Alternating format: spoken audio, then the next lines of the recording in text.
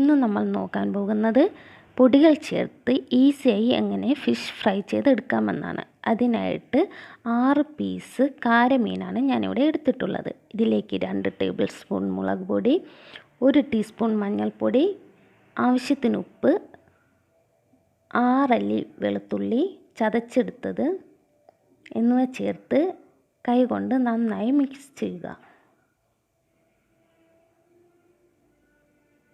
ശേഷം 15 മിനിറ്റ് മാറ്റി വെക്കുക.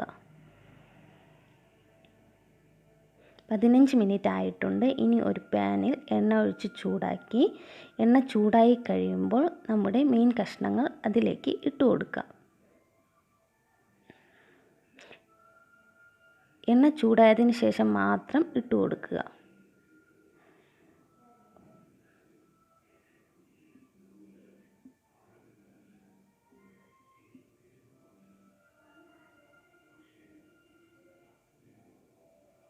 ഒരു ഭാഗം മൊരിഞ്ഞ് വന്നിട്ടുണ്ട്. ഇനി നമുക്കിത് മറിച്ചിട്ട് കൊടുക്കാം.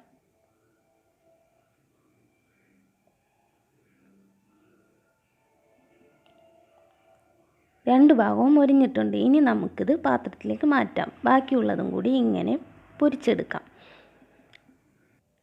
നമ്മുടെ ഈസി ഫിഷ് ഫ്രൈ ഇവിടെ റെഡി ആയിട്ടുണ്ട്. എല്ലാവരും ട്രൈ ചെയ്ത് നോക്കണം.